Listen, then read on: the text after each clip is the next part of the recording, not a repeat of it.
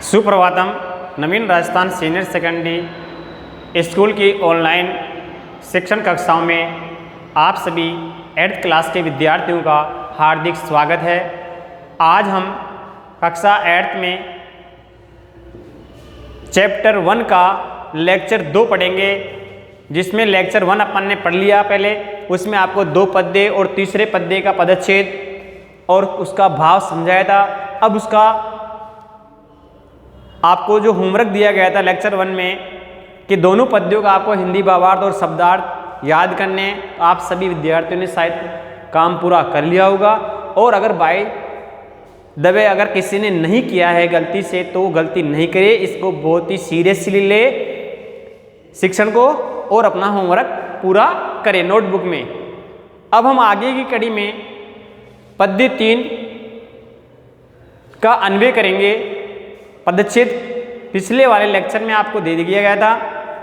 अन्वय देखो कि लुब्धस्य नश्यति यस्य पिशुनस्य मैत्री नष्ट क्रियस्य कुलम अर्थपरस्य धर्म विद्या फलम व्यसनीन कृपणस्य सौख्यम राज्यम प्रमथ सचिवस्य नरा दीपस्य। अन्वय है इसका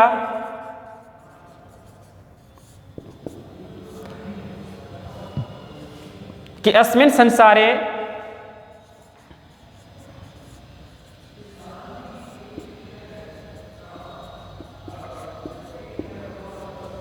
लुब्धस्य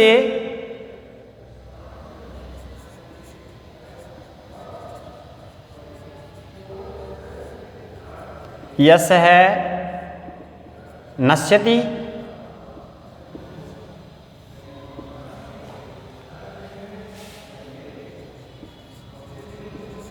पिशुनस्य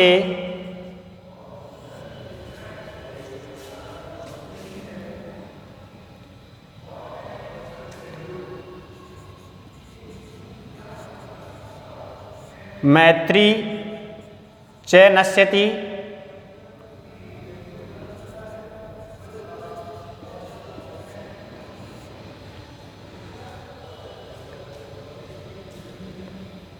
तथा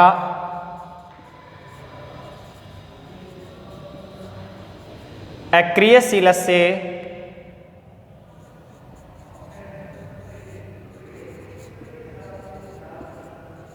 कुलम नष्टम भवति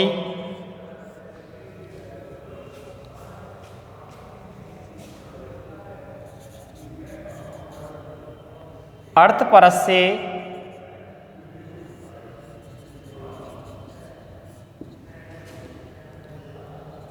धर्म नष्ट भवति।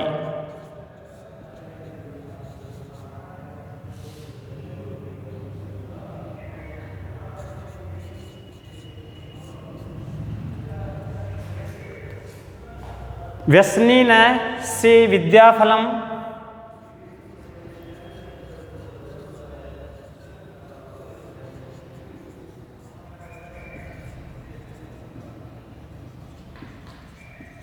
व्यसनीनस्य विद्याफलम तथा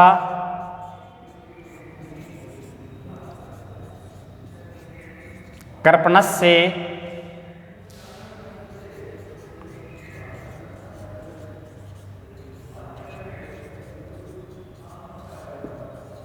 नष्ट भवति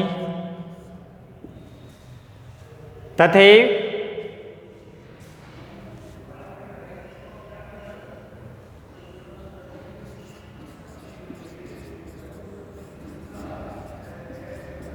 प्रमथ सचिवस्य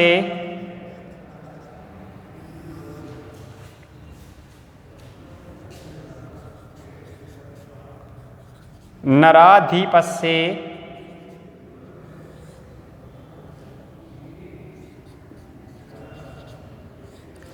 राज्यम नष्टम भवति।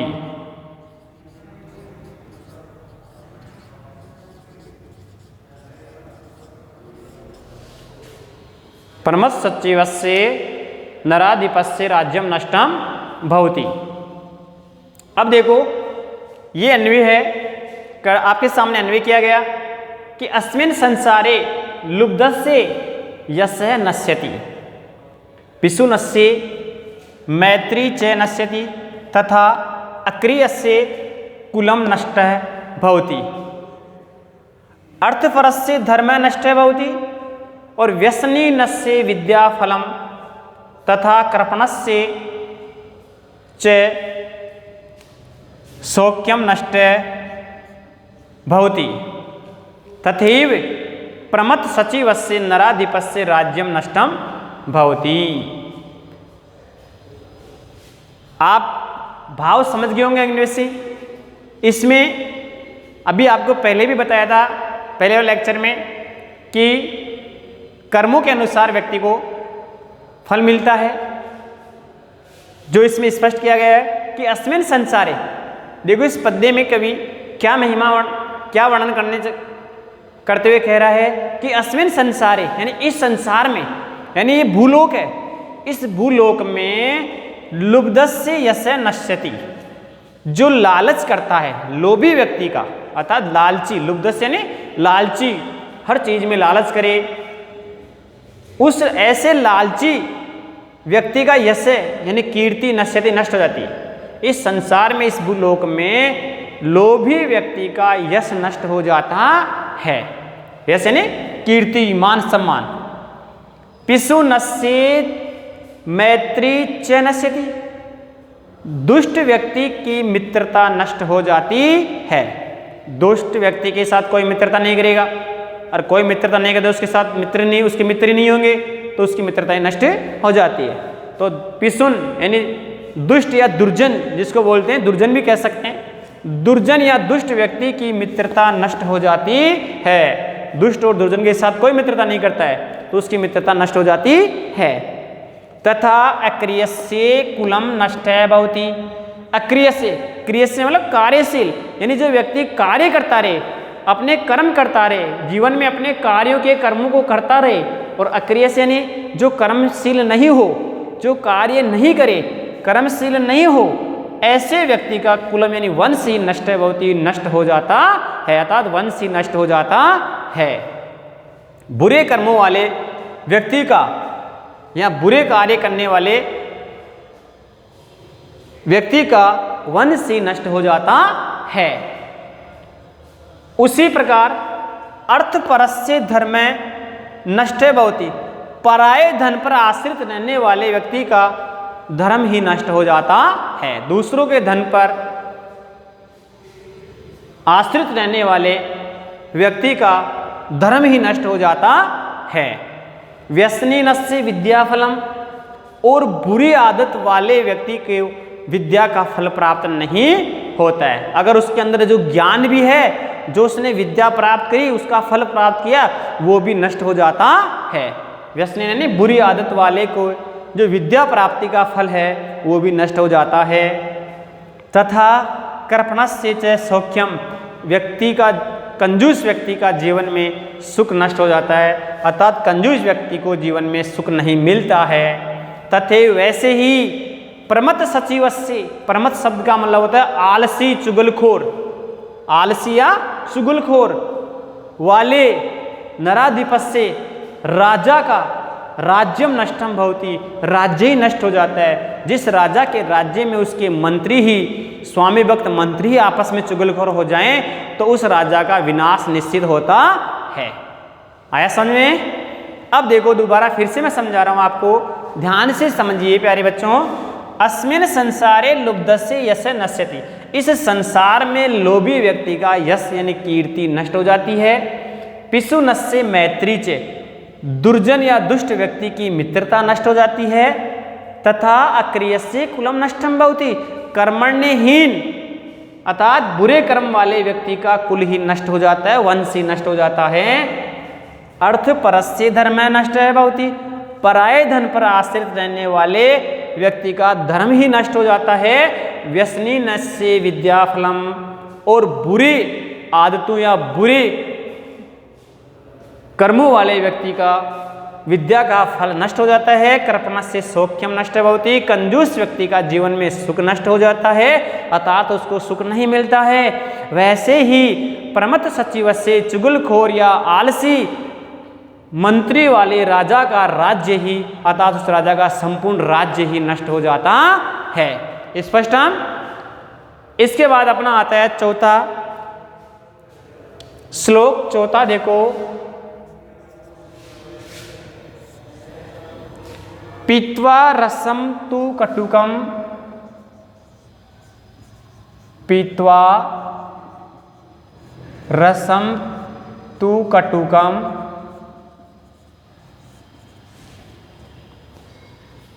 मधुरम समानम,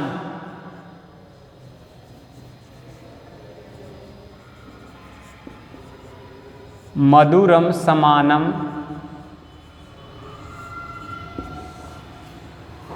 माधुर्यमेव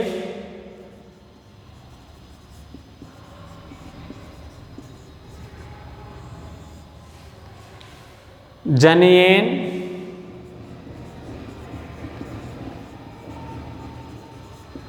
मधुमक्षिका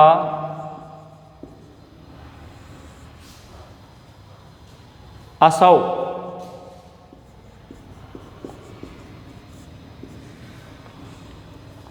संतस्तथे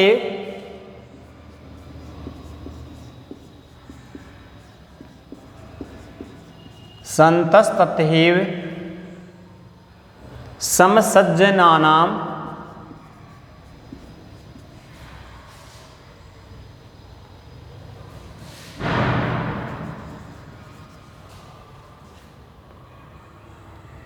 दुर्जनानां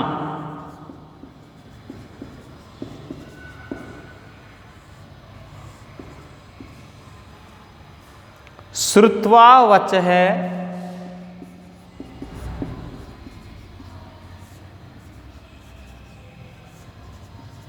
श्रुत्वा वचः मधुर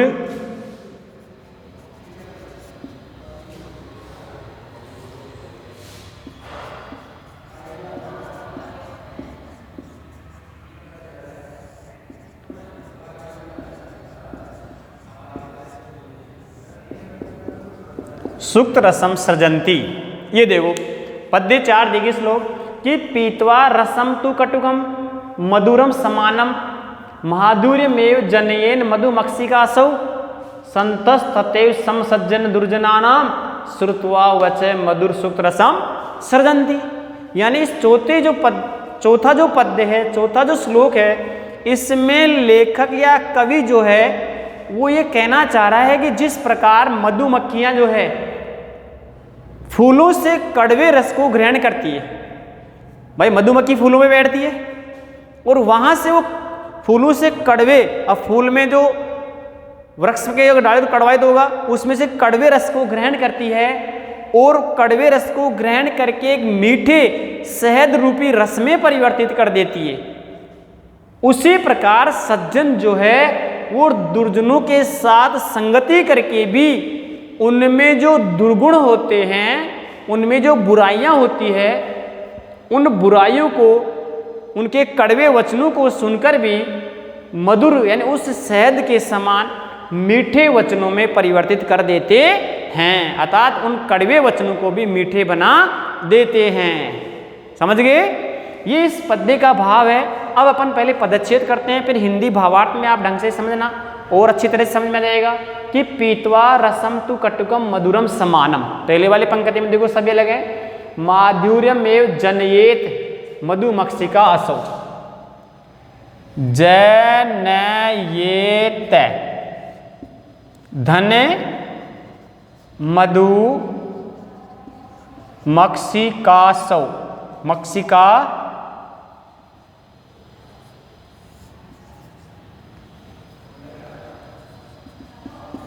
सौ संतस तथैव समसज्जन दुर्जनाना। इसमें देखो संत है धन तथैव,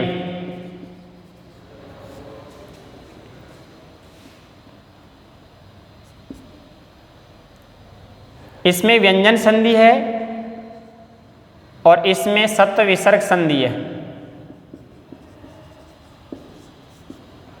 सत्व विसर्ग, यहां स का विसर्ग हो रहा है या तय का पंचम वर्ण आ रहा है न उसी वर्ग का, समसज्जन दुर्जनानाम श्रुत्वा वचः मधुर सुक्त रसम सर्जन्ति। सभी अलग हैं। अन्वय देखो,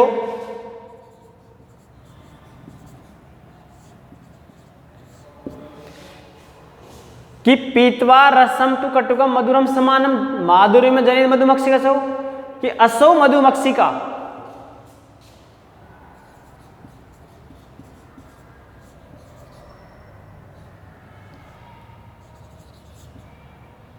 मधुमक्षिका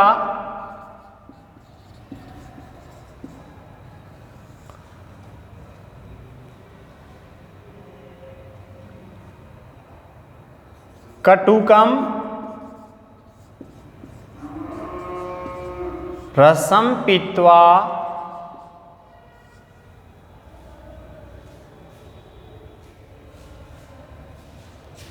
मधुरम समानम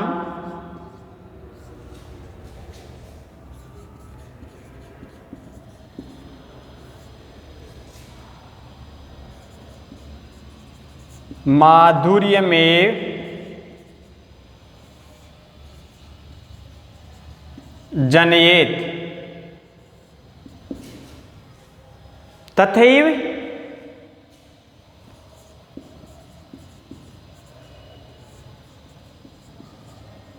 सन्तः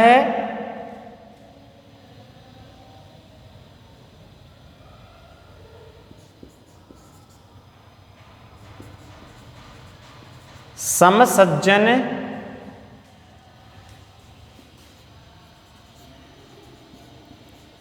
दुर्जनानाम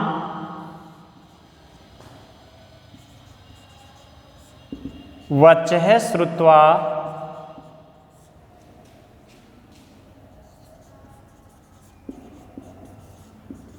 मधुर सुक्त रसम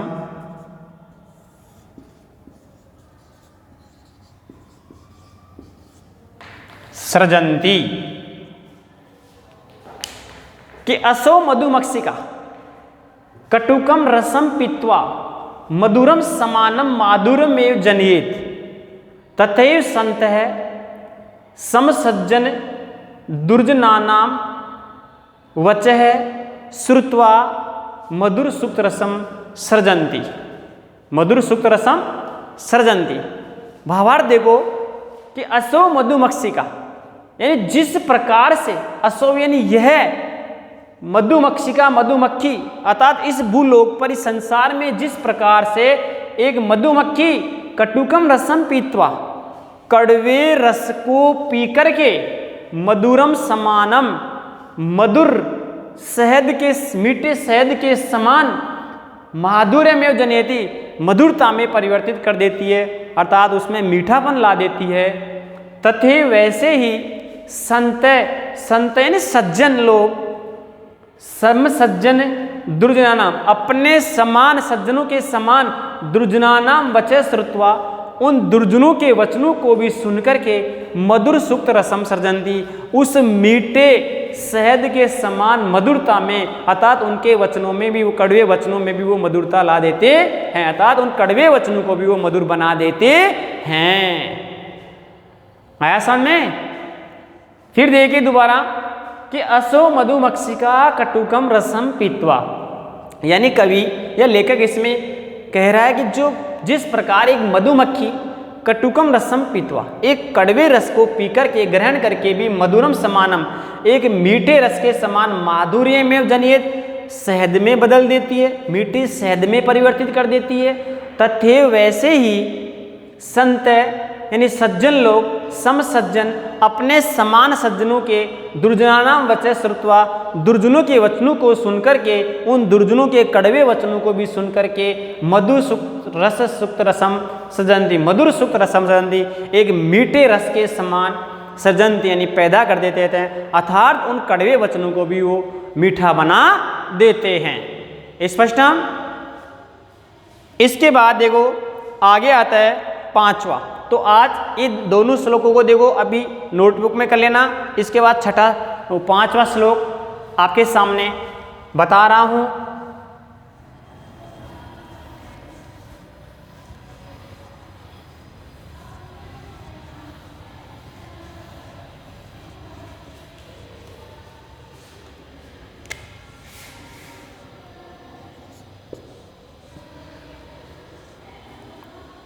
पुष्प पत्र फल छाया,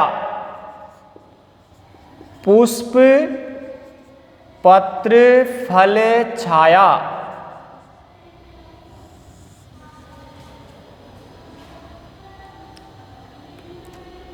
मूल वलकल दारूभी, मूल वलकल दारूभी, धन्या मही रुहा,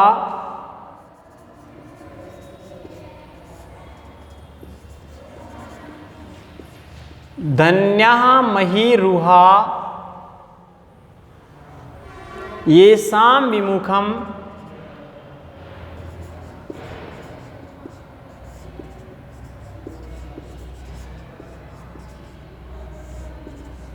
येषां विमुखम यान्ति नार्थिने,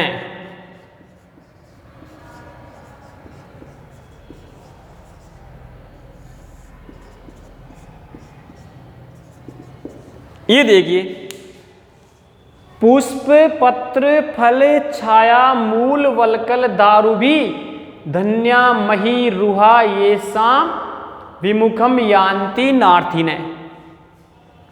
पुष्प फल पत्र फल छाया मूल वलकल और दारूभी, धन्या मही रुहा, येषां विमुखम यान्ति नार्थिने।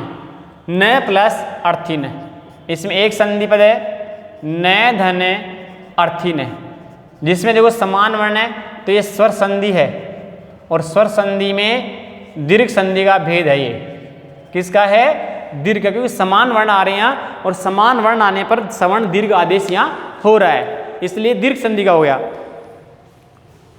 इसमें इस धरती पर विद्यमान जो वृक्ष हैं, उन वृक्षों की बड़प्पन के बारे में बता रहे हैं कि जो वृक्ष है देखो, जो नष्ट प्रकृति जिनको धारण किए हुए है, जो पुष्प फल छाया भी देते हैं, पत्ते भी देते हैं, पुष्प भी प्रदान करते हैं, कंद मूल भी देते हैं, छाल आदि से युक्त जो वृक्ष हैं वो धन्य हैं, जो आंधी और तूफान आने पर भी अतः नष्ट होने पर भी नष्ट नहीं किए जा सकते हैं, फिर दोबारा पैदा हो जाते हैं, फिर पेड़ लगा दो फिर वही देगा।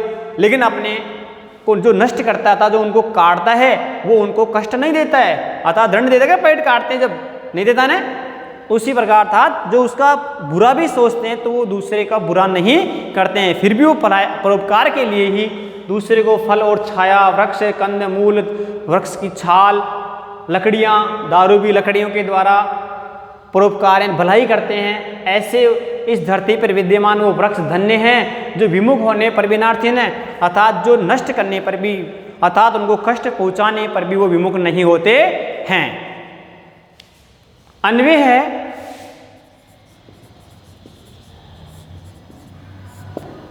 पुष्प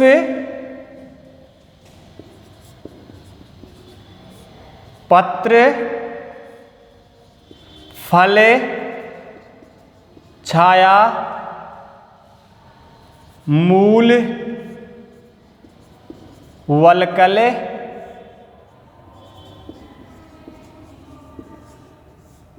दारूभी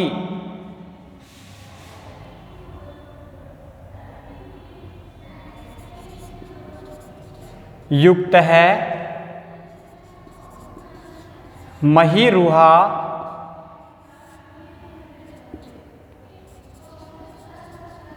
धन्या संति।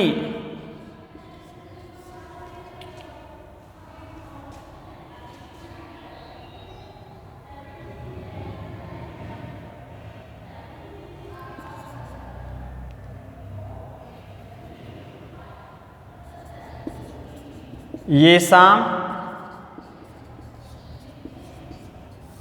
अर्थिन अपि न विमुखम भवति, विमुखम भवति। पुष्प पत्र फल छाया मूल वलकल दारूभी युक्त मही रुहा धन्या संति येषाम् अर्थीन अपि न विमुखम भवति। पुष्प इस धरती पर, इस भूलोक पर जिस प्रकार भी पेड़ पौधे, जो विराजमान पेड़ पौधे हैं, इस प्रकृति में विराजमान ये पेड़ पौधे जो हैं, वृक्ष हैं, ये वृक्ष जो हैं, ये पुष्प, फल और छाया, कंदमूल, तने और छाल और लकड़ी आदि को धारण किए हुए खड़े हैं और जो दूसरे के परोपकार के लिए ही उपयोगी होते हैं।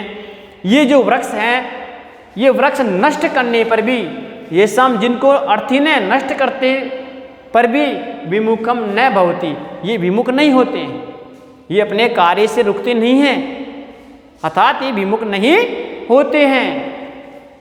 पुष्प, फल, वृक्ष, फल, छाया, ये जो प्रकृति के वृक्ष हैं, इस प्रकृति पर जो विद्यमान वृक्ष जो हैं, ये पुष्प, पत्र, फल, छाया, मूल, तने, वलकल, पेड़ों की छाल, दारूबी और लकड़ियों के द्वारा युक्त होते हुए भी महिर्वा इस वृक्ष को धन्य हैं, ये प्रकृति के वृक्ष धन्य हैं।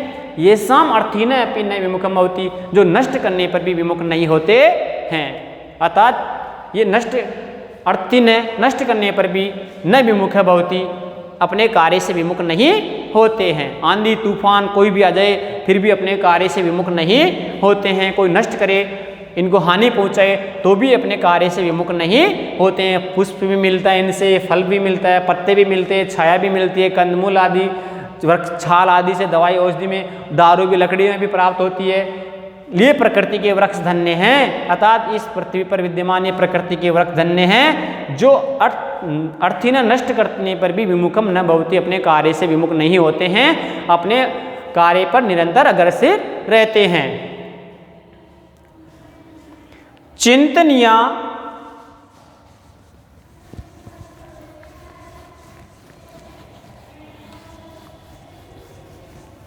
इसके बाद देखो अगला छठा पद्य है, चिंतनिया ही विपदाम, चिंतनिया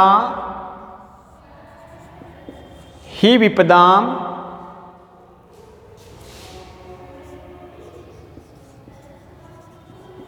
विपदाम आदावेव प्रतिक्रिया।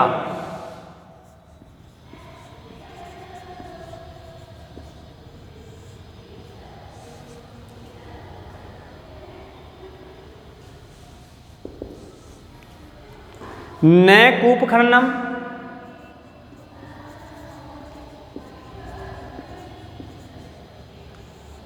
न कूप खननम युक्तम प्रदीप्ते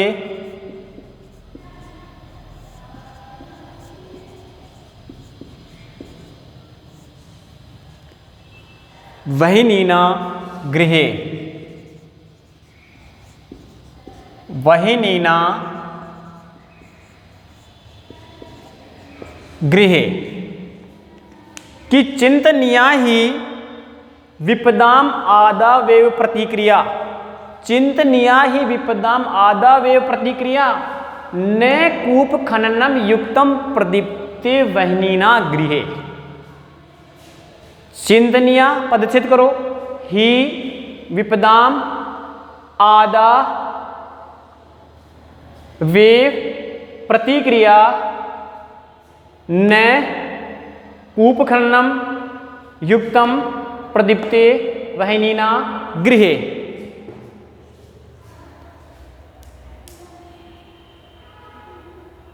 अब इसका अन्वय होगा, यानी सभी पद अलग अलग है, अन्वय देखो,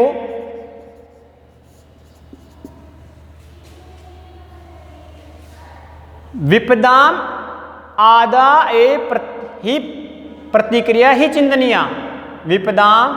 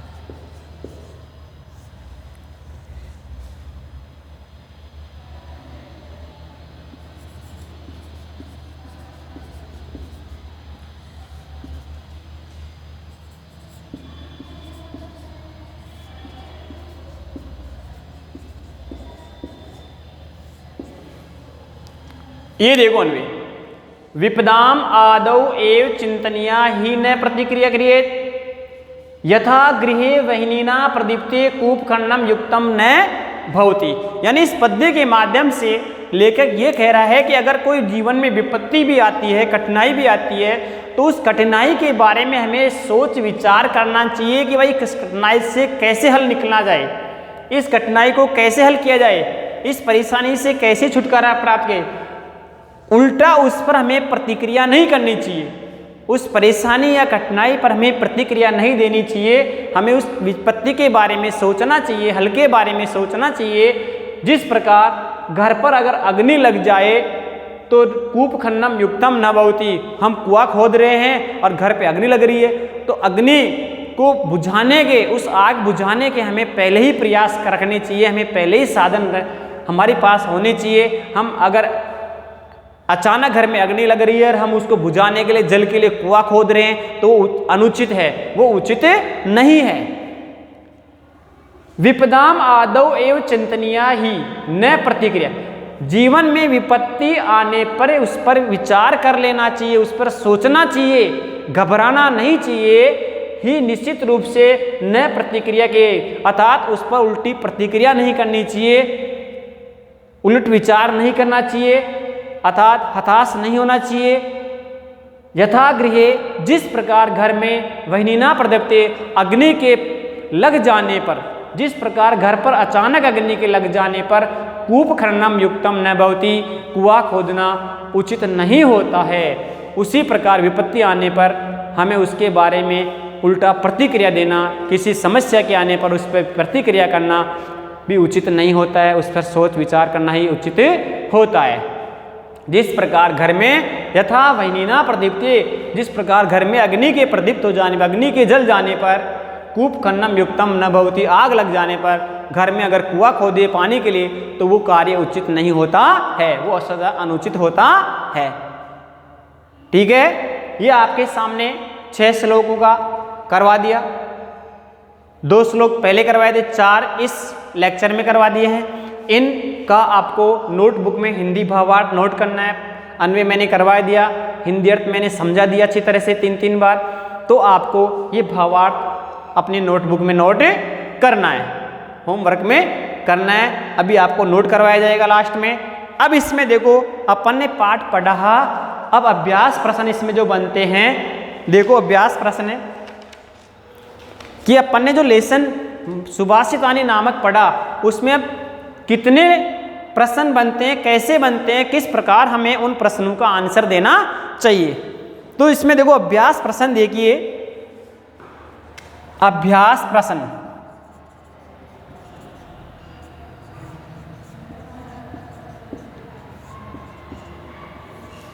इसमें अभ्यास प्रश्न में आपको पहले में दे रहेगा कि पाठ्य दत्तानाम पद्यानाम सस्वर वाचनम कुरुते, यानी कि पाठ में दिए गए पद्यों का सस्वर वाचन करो। तो यानी इनको आपको याद करना है, इसीलिए तो दिया था भाई, पढ़कर आप यानी पहले संस्कृत में पढ़िए, इनको याद करिए, क्योंकि एग्जाम में आपसे 2 श्लोक लिखवाता बोर्ड में। इसके बाद दूसरा प्रश्न है कि श्लोकान शेष रिक्तानानि पूर्यत, यानी श्लोकों में जो अंश शेष रह गया है उनकी पूर्ति करो। तो आपके सामने श्लोक लिखवाए थे। दूसरा प्रश्न, श्लोकान शेषु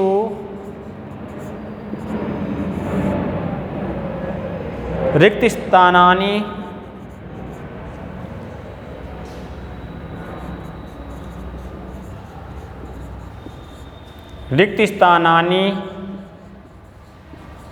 पूर्यत, जिसमें पहला है समुद्रम आसाद्ये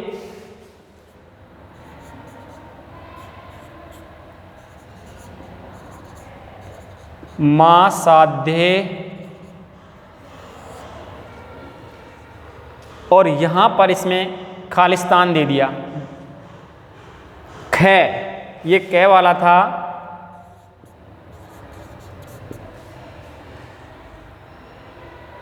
वच मधुसूक्त सम सजंती, वच है मधुसूक्त रसम सृजंती,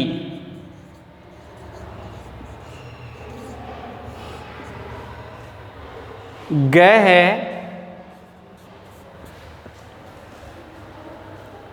तद्भाग देयम तद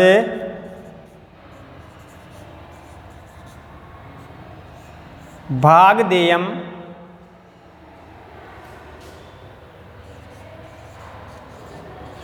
पशूनाम। घ में देखो विद्याफलम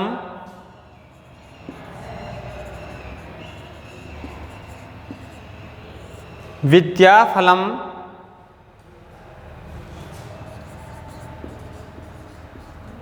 कर्पणस्य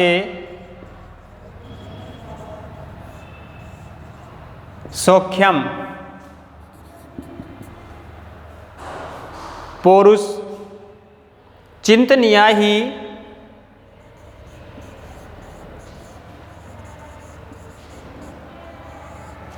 चिंतनीया ही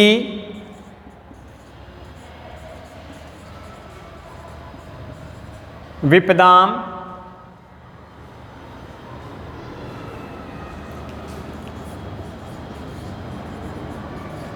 प्रतिक्रिया। इस तरह अभी जो डॉट मार्क कर दिया, इन रिक्त स्थानों में आपको श्लोक में आए हुए अंश से पूर्ति करनी है। इसके लिए एक अच्छा तरीका ये होता है कि अभी पहले वाले पद्य में बताया था ना, भाई श्लोकों का सहस्वर वाचन करो, यानी श्लोक पढ़ो याद करो, वो तरीका सही है। आपको श्लोक याद करने पर हमारे मन में जैसे ही पंक्ति आएगी तो हमारे दिमाग में आ जाएगा, हमारी सोच आ जाएगी वहाँ इस पद्य की पंक्ति है और इसमें ये शब्द आना चाहिए, तो हम उसकी रिक्त स्थान की पूर्ति कर देंगे। तो इसके लिए आपको 6 श्लोक मैंने लिखवाई भी अन्वेषित, तो आपको इसी तो नोटबुक में नोट करवाया था कि आप उनको देखें, उनसे प्रश्नों का आंसर उसमें से करें तो सुविधा रहेगी, इस तरीका सरल रहेगा। जैसे समुद्रम मासाद्य, फिर आगे खाली स्थान दे दिया, वच है मधु सुकृतम सृजंती, इससे पहले जो आएगा वो हमें पूर्ति करनी है, और तद भाग देयम पशुनाम, इसके मध्य में जो आएगा वो बनना है, और विद्या फलम इसके बीच में कर्पण से सौख्यम, फिर अंतिम दे दिया चिंतनीया ही विपदाम, और जहाँ डॉट कर दिया खाली स्थान प्रतिक्रिया। तो इन रिक्त स्थानों में जो पूर्ति करेंगे वो हम पद्य में अंशों में आए हुए पद्यों से ही करेंगे।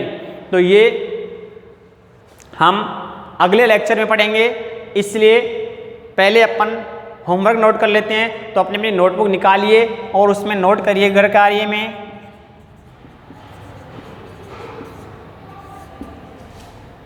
पाठ 1 के शेष श्लोक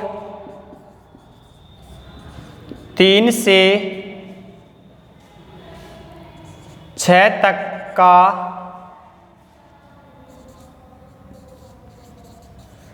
हिंदी भावार्थ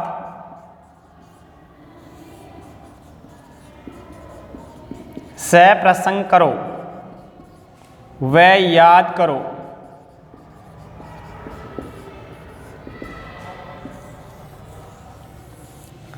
सभी अपने नोटबुक में होमवर्क नोट करो। पार्ट 1 के शेष श्लोक यानी 1 से 2 तक हम पहले लेक्चर में दिए थे, उसके आगे 3 से 6 तक जो पढ़ाए उनका हिंदी भावार्थ आपको सप्रसंग होमवर्क में करना है और याद भी करना है। अगले दिवस में आपसे वो सुना और समझा जाएगा। थैंक यू, धन्यवाद।